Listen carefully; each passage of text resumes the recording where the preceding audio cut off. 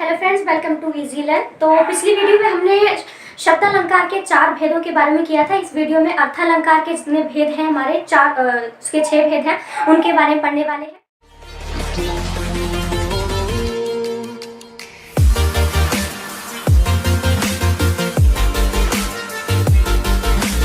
तो आज हम लोग करने वाले हैं अर्थ अलंकार।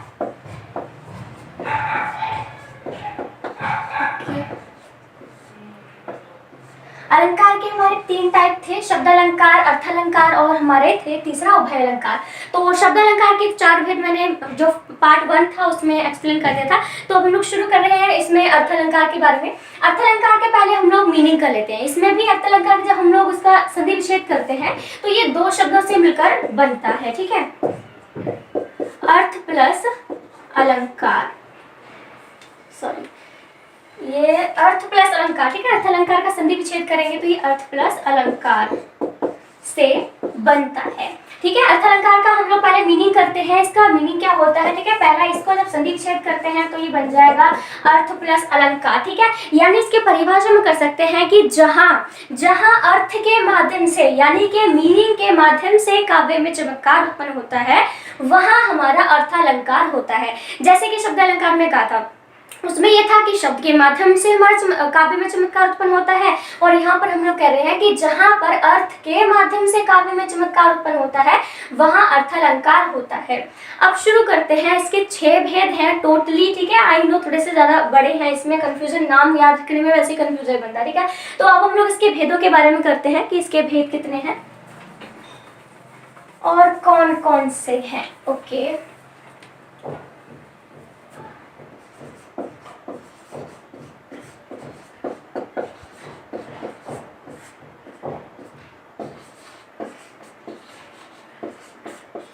अर्थ अलंकार के भेद, ठीक है, टोटली हमारे इसके 6 भेद हैं, ठीक है।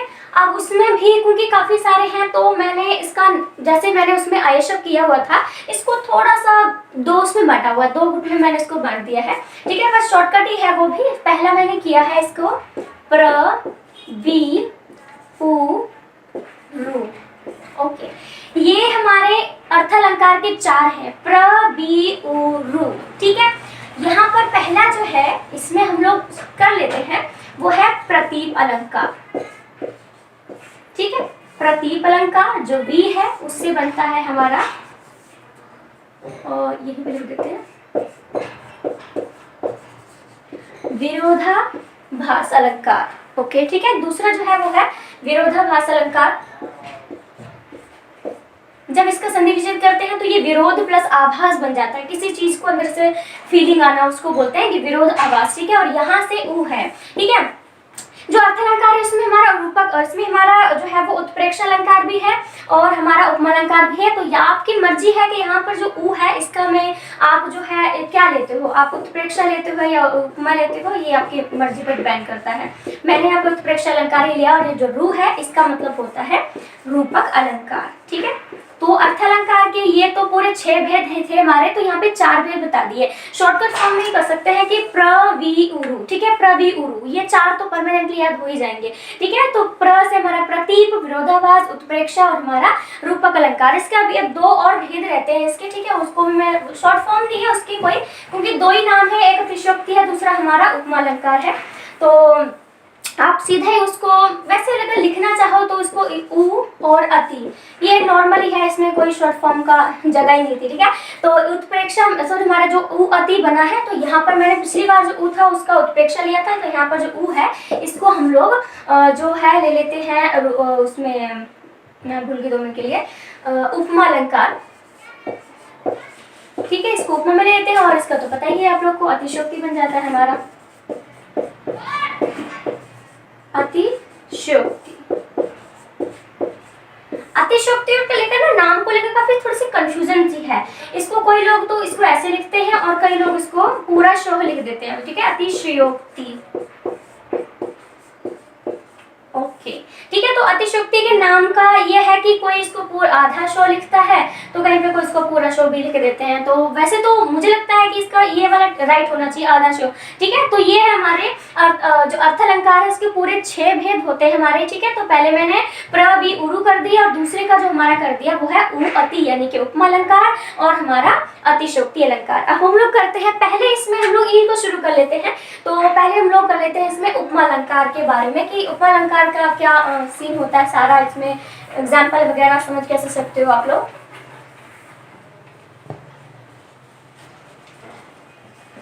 ओके, उपमा अलंकार बताया था मैंने पहले भी कि इसमें हम 4 चीजें, पहले मैंने 3 चीजें ली थी, लेकिन अब हम लोग अर्थालंकार करते हैं, 4 चीजें, किसी किसी में 4 आती है, हर किसी में नहीं आएंगी।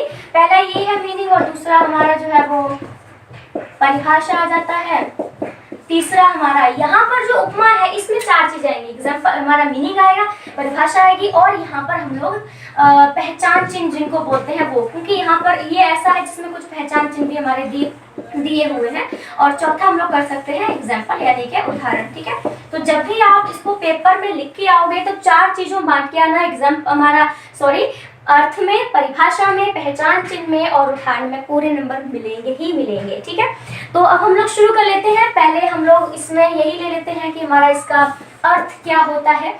उपमा का मतलब होता है तुलना करना, यानी कि किसी चीज को किसी दूसरी चीज से कंपेयर करना। ठीक है, तो इसका मतलब होता है तुलना करना।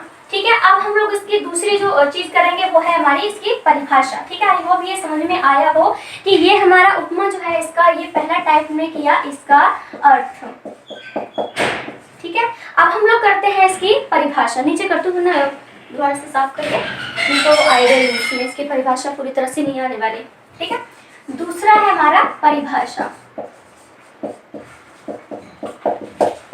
चलो ठीक है, उपमा अलंकार का क्या मतलब होता है? तुलना करना, किसी से कंपेयर करना। अब हम लोग इसका मीनिंग बता दिया, तुलना करना होता है। परिभाषा में लिखा है कि जहां किसी वस्तु या व्यक्ति की किसी दूसरे व्यक्ति, ठीक है, किसी बोल सकते हैं किसी, ठीक है, हाँ, जहां किसी वस्तु या व्यक्ति की, ठीक है, जहां किसी वस्तु या व्यक्ति की किसी दूसरी वस्तु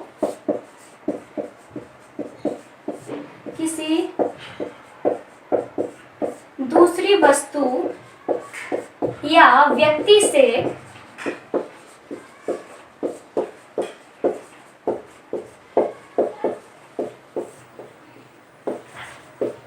तुलना की जाती है, कंपेयर किया जाता है, बोल सकते हैं, वहां हमारा उपमा अलंकार होता है।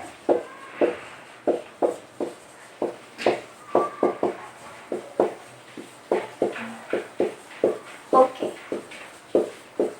ठीक है, ये उपमा अलंकार का मतलब होता है कंपेयर करना। तो मैंने पहले बोल दिया इसमें जहां किसी वस्तु का, कोई वस्तु किसी दूसरे से, किसी किताब का दूसरी किताब से कंपेयर कर लेते हैं, किसी व्यक्ति का किसी इंसान का दूसरे इंसान से कंपेयर कर लेते हैं, तो यह है जहां किसी वस्तु या, ठीक है, जहां किसी वस्तु या व्यक्ति की किसी दूसरी वस्तु या व्यक्ति से तुलना की जाती है, वहां हमारा उपमा अलंकार होता है।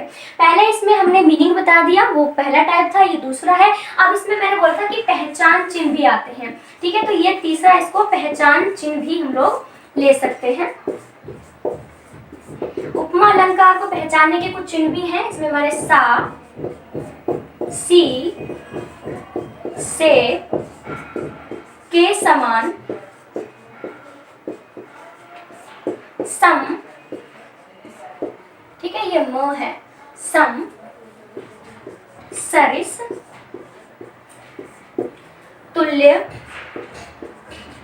जैसा,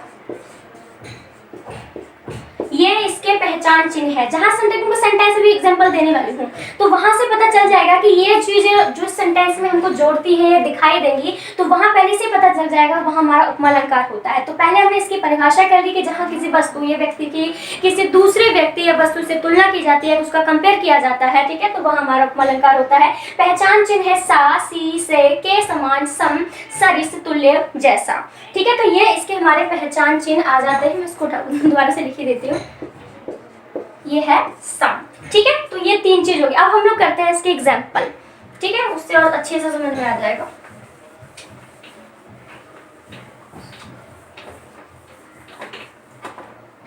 और ये है इसका चौथा, ठीक है, उदाहरण। ओके, पहला एग्जाम्पल,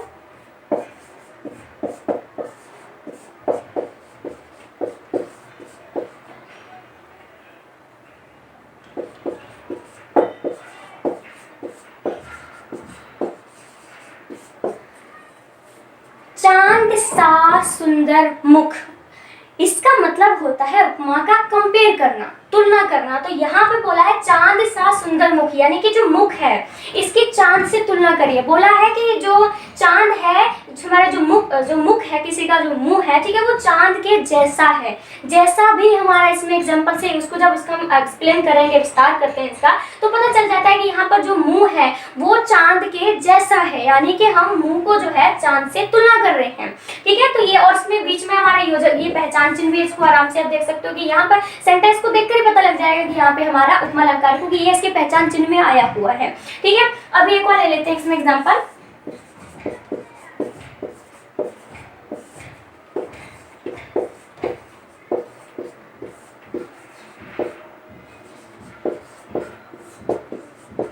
हरिपद कोमल कमल से, यानी कि जो हरि है, यानी ईश्वर को यहाँ पे कर सकते हैं, को कई बार यूज करते हैं। हरिपद यानी कि पैर। ये बोल रहे हैं कि ईश्वर के जो हरि के पद हैं, जो पैर हैं, वो कोमल कमल से हैं, यानी कि कमल के जैसे हैं। यहाँ पर भी उनके पैरों को कमल से तुलना करी है, कमल के जैसा बताया है, ठीक है। तो यहाँ पर ये हमारे 2 एग्जाम्पल है, चांद सा, और एक तो है, अगर वैसे भी आपको नहीं समझ में आता है तो ये इस चीज से आपको अच्छे से समझ में आ जाएगा कि ये सा, सी, से, के समान, समतुल्य, जैसा, जो भी हमारे पहचान चिन्ह में लिखे थे वो कहीं सेंटेंस में दिख जाते हैं, तो सीधे पता लग जाएगा वहाँ पे हमारा उपमालंकार होता है। अब हम लोग अर्थालंकार का एक दूसरा टाइप शुरू करते हैं, अतिशयोक्ति अलंकार। पहले मैंने बोला था कि हमारा इसमें अतिशयोक्ति में पूरा श होगा कि नहीं होगा, तो मैंने जो हाफ वाला है उसी को चूज किया है। तो ये अर्थालंकार का दूसरा है हमारा अतिशयोक्ति अलंकार।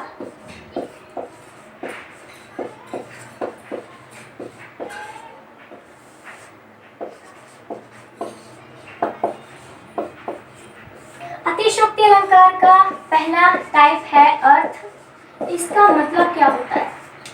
अतिशयोक्ति अलंकार का मतलब होता है कि बढ़ा चढ़ाकर किसी बात को कहना, ठीक है। तो बोल सकते हैं बढ़ा चढ़ाकर किसी बात को कहना।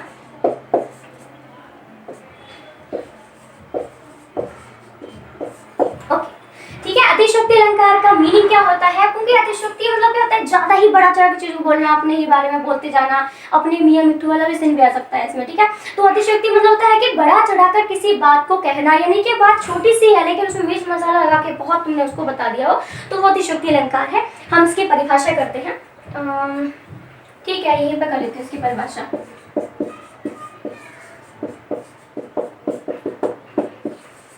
जहां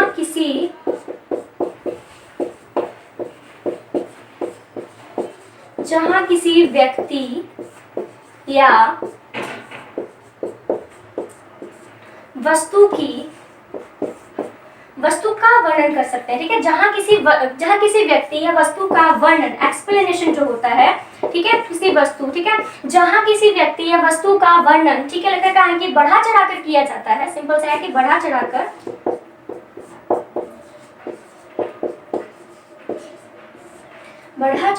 किया जाए, वहां अतिशयोक्ति अलंकार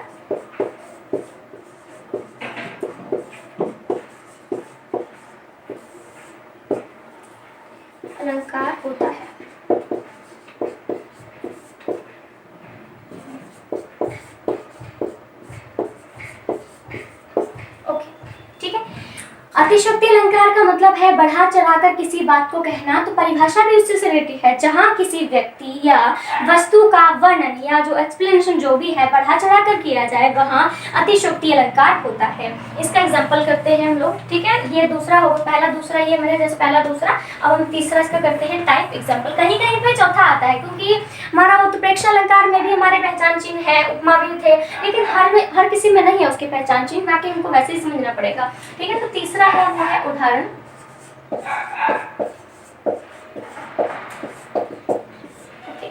पहला है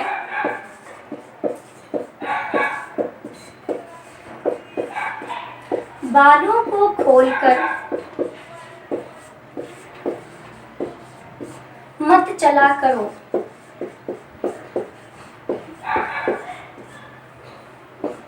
दिन में रास्ता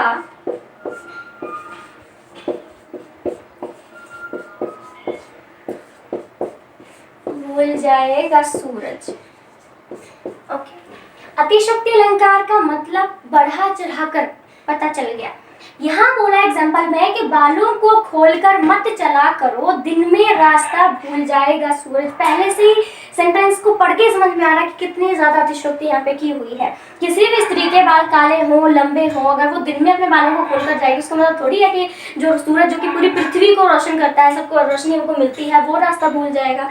तो यहाँ पर देख के समझ में आ रहा है कि इतना, ऐसे आजकल फिल्मों में बहुत अतिशयोक्ति चलती है, जुल्फों की छाव में पता नहीं क्या क्या चीजें बोलते हैं, तो यहाँ पर अतिशयोक्ति का बड़ा प्रयोग होता है। तो यहाँ पर भाई क्या है कि बालों को खोलकर मत चला करो, दिन में रास्ता भूल जाएगा सूरज। सेंटेंस से यही है कि बालों, किसी के बालों से कैसे सूरज रास्ता भूल के चला जाएगा, ठीक है।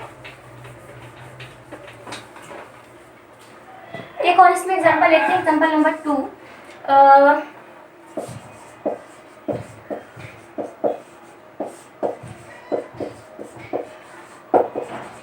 हनुमान की पूंछ में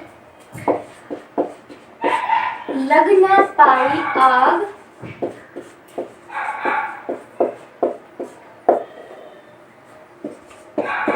लंका शीघ्र ही जल गई,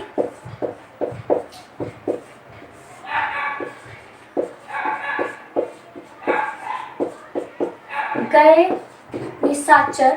निशाचर यानी कि जो दानव राक्षस बोल सकते हैं, गए निशाचर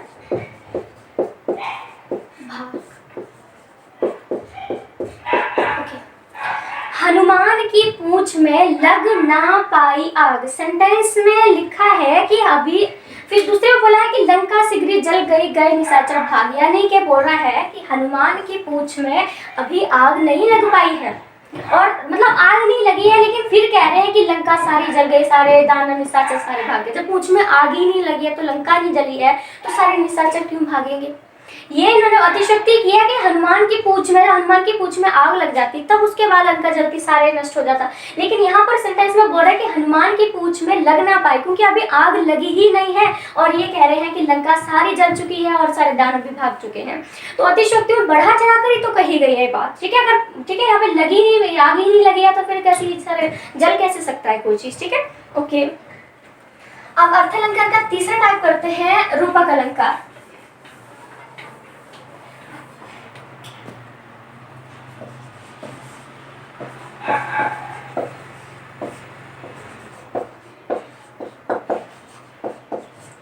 ठीक है, ये हमारे अर्थालंकार का तीसरा है रूपक अलंकार, ठीक है। तो इसके हम लोग पहले करते हैं मीनिंग।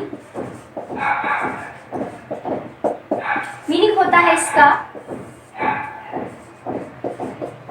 दो चीजों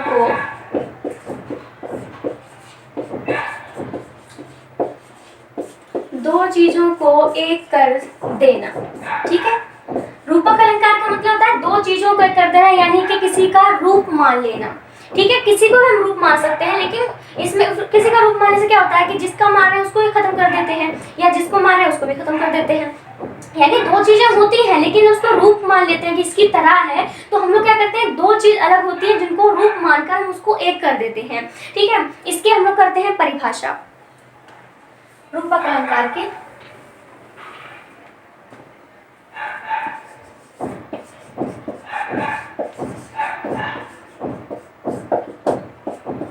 ओके,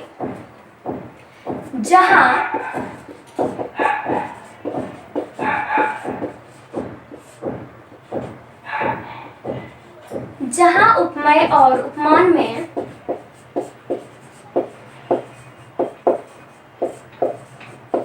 जहां उपमेय और उपमान ठीक है, जहां उपमेय और उपमान में अंतर दिखाई न दे,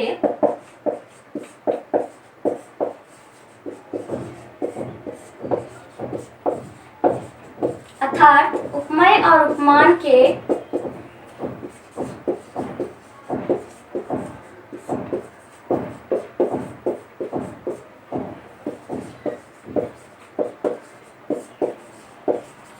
बीच के भेद को, यानी बीच के अंतर को, अंतर कह लो या फिर भेद कह लो, ठीक है, ऐसे वैसे कर सकते हैं कि भेद को खत्म करके, ठीक है, खत्म करके एक कर दिया जाए, एक कर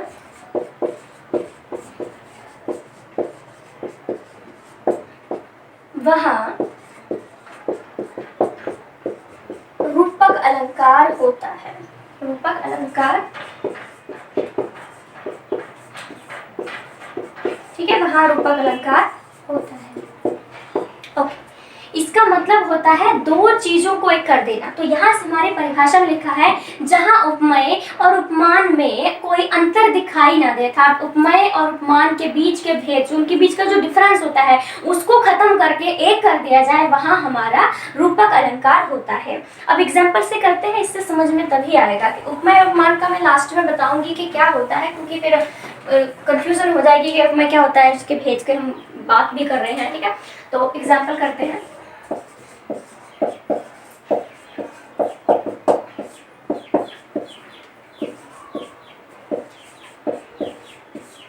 पायो जी मैंने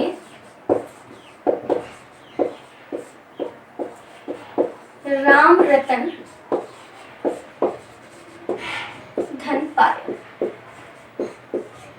ओके, पायो जी मैंने राम रतन धन पायो। यहाँ पर राम और जो रतन है वो अलग अलग है, लेकिन सेंटेंस ये कह रहा है कि पायो जी मैंने राम रतन धन पायो, यानी कि राम और जो रतन है, यानी कि राम रूपी रतन, ठीक है, उसने पाया है, ठीक है, यानी कि राम जो है, ठीक है, राम रूपी रतन, ठीक है, इस प्रकार से किसी का रूपक मान लिया है, ठीक है। तो कि पायो जी मैंने राम रतन धन पायो, यानी कि दो चीज डिफरेंस है, लेकिन उसको रूप, ठीक है, उसको रूपक बना के एक दूसरे का रूप दर्शा के, ठीक है, उसको दोनों को एक कर देंगे, राम रूपी रतन उसने पाया है, ये बोला सेंटेंस में, ठीक है। एक और एग्जाम्पल हम लोग ले सकते हैं इसमें कि मैं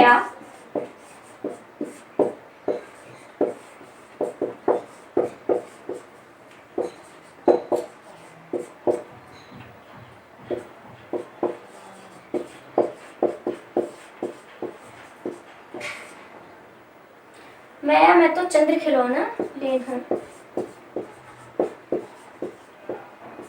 ओके, मैं तो चंद्र खिलौना लीजो, यानी कि यहाँ पर एक जो बच्चा है वो अपनी माँ से डिमांड कर रहा है या बोल रहा है कि नहीं मुझे तो चंद्र, यानी कि चंद्र रूपी खिलौना चाहिए, चंद्र जैसा ही खिलौना है, चंद्र जैसा नहीं, चंद्र रूपी, यानी कि बिल्कुल चांद जैसा ही उसको खिलौना जो है वो चाहिए, ठीक है। मतलब कि ये कह रहा है कि यहाँ पर चंद्रमा खिलौना तो हमारा पता ही अलग अलग है, लेकिन ये बोल रहा है कि मुझे चंद्र रूपी खिलौना चाहिए, यानी कि वो सीधा ही चंद्र को, ठीक है, जो चांद जो है, ठीक है, उसी को ही वो मान रही है, कह सकते हैं सीधा खिलौने के, चांद को ही खिलौने के रूप में वो मांग रहा है, ठीक है। तो हमारा रूपक अलंकार में मीनिंग क्या होता है कि जहां पर दो चीजें होती हैं उनके भेद को खत्म करके, ठीक है, उनके भेद को खत्म करके एक कर दिया जाता है, ठीक है। एग्जांपल हमारे लिखा है कि पायो जी मैंने राम रतन, यानी कि उसे राम रूपी रतन उसने पाया है, यानी कि चंद्र खिलौना, ठीक है, चंद्र रूपी खिलौना जो है, ठीक है, उसको चाहिए, ठीक है। ये हमारे रूपक अलंकार के आ जाते हैं। अब मैं बताती हूँ इसमें कि उपमेय और उपमान क्या होते हैं। उपमेय, उपमान, वाचक और साधारण धर्म, ये हमारे जो उपमा अलंकार हमने सबसे फर्स्ट में किया था उसके भेद हैं, उसको समझना जरूरी है।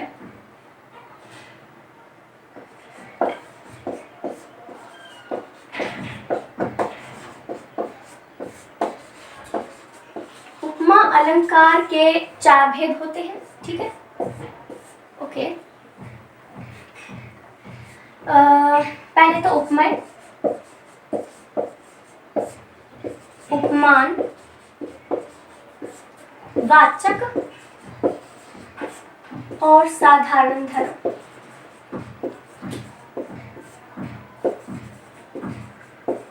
ओके, उपमेय क्या होता है? उपमेय हमारा होता है, उपमेय का जब इसका हम अर्थ करते हैं, उपमेय का अर्थ होता है उपमा देने योग्य।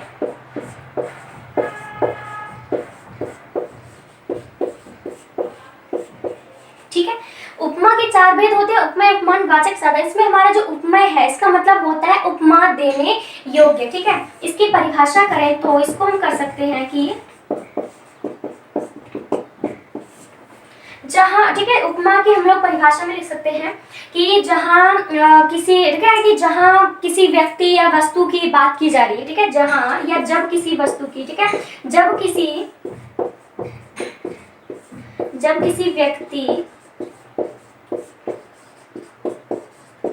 किसी व्यक्ति या वस्तु की बात की जा रही है,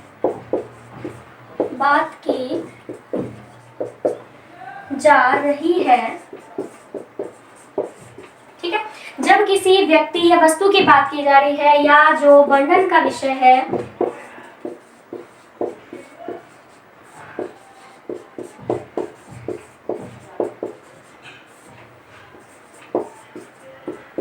वह बोल सकते हैं कि वह हमारा उपमेय होता है।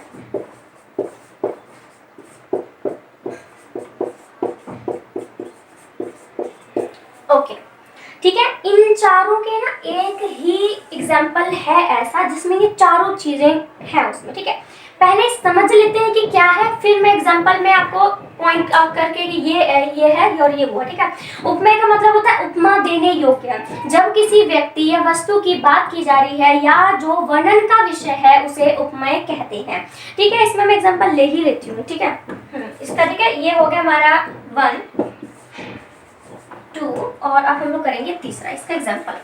तब समझ में आएगा कि उपमा देने योग्य क्या चीज होती है।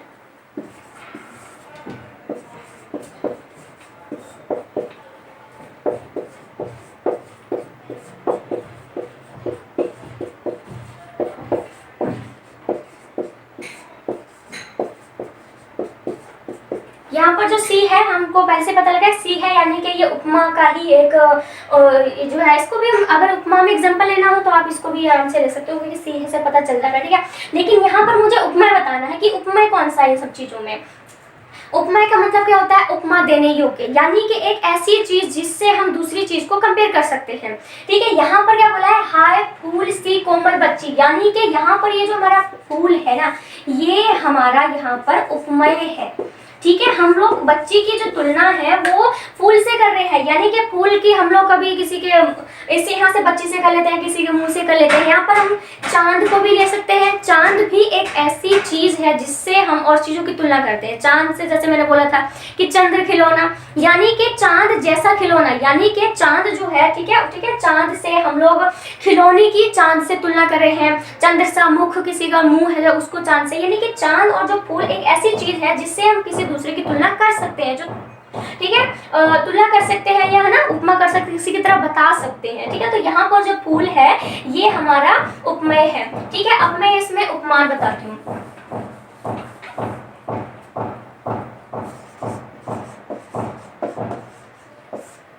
उपमान की परिभाषा कर सकते हैं सीधा, इसकी परिभाषा आती है हमारी,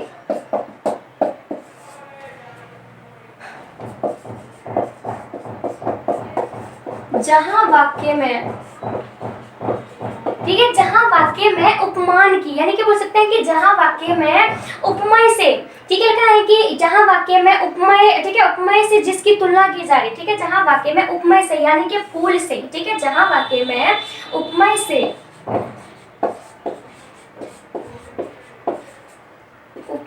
जिसकी तुलना की जा रही है,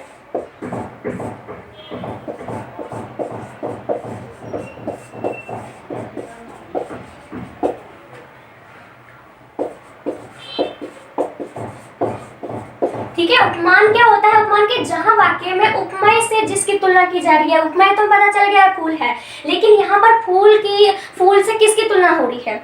बच्चे की तुलना हो रही है। ठीक है, हम लोग कह रहे हैं कि हाय फूल सी कोमल बच्ची, यानी कि बच्ची को ही तो हमने फूल सी कोमल कहा है। तो यहाँ पर ये फूल जो है उपमेय है और जो बच्ची है वो हमारा उपमान आ जाता है।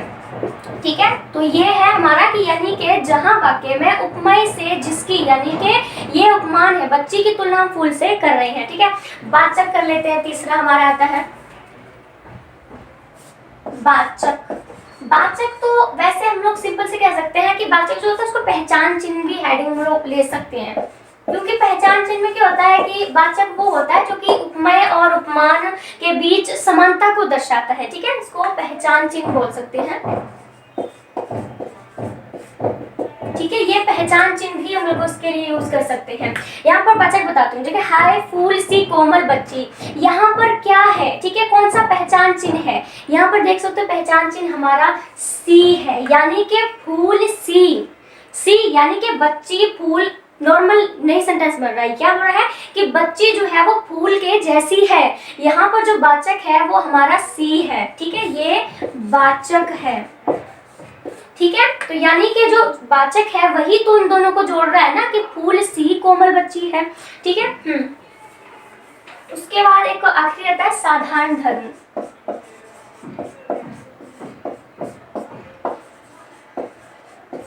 साधारण धर्म में हम लोग बोल सकते हैं कि वह गुण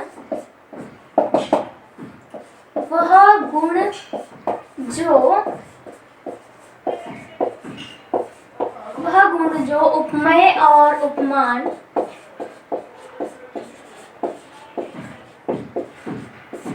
ठीक है, वह गुण जो उपमेय और उपमान, यानी कि फूल और बच्ची। ठीक है, पता है कि हमारा उपमेय फूल है, बच्ची हमारा उपमान है, यानी कि ठीक है, हाँ ठीक है, वह गुण जो उपमेय और उपमान दोनों में हो। ठीक है, दोनों में हो। ठीक है, वो हमारा साधारण धर्म होता है।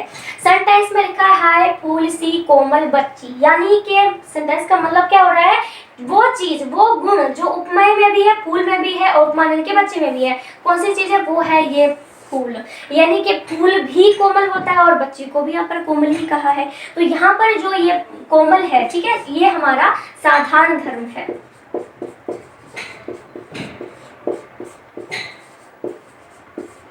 ठीक है, ये इस प्रकार से उपमेय, उपमान, वाचक, साधारण धर्म क्या होता है पूरे सेंटेंस में आराम से पता कर सकते हो। फूल उपमेय है, फूल एक ऐसी चीज होती है, एक ऐसा उपमेय है जिससे हम किसी चीज को कंपेयर कर सकते हैं। ठीक है, और उपमान यानी कि जिससे हम उसकी तुलना कर रहे हैं। ये वाचक जो होता है कोई हमारा पहचान चिन्ह कर सकते हैं, और साधारण धर्म वो गुण होता है जो उपमेय और उपमान दोनों में होता है। यहाँ पर हमारा कोमल में है। ठीक है, तो ये अर्थालंकार के मैंने इस वीडियो में सिर्फ जो है हमारा उपमेय अलंकार, अतिशयोक्ति और रूपक, इन तीनों के बारे में बताया, वरना तो क्योंकि इसके और भी है, तीनों की वीडियो बहुत बड़ी हो जाएगी, इसलिए मैं उसको नेक्स्ट जो पार्ट होएगा उसको मुझे 3 पार्ट में इसको डिवाइड करना पड़ा, क्योंकि वरना वीडियो बहुत लंबी हो जाएगी। ठीक है, तो इसका पार्ट 3 जो है, इसके हमारे जितने भी अर्थालंकार के 3 टाइप रह गए हैं वो उस वीडियो में मैं जो है क्लियर कर दूंगी। ठीक है, तो आई होप ये आपको समझ में आ गया हो, तो प्लीज़ लाइक शेयर सब्सक्राइब जरूर कर दीजिएगा।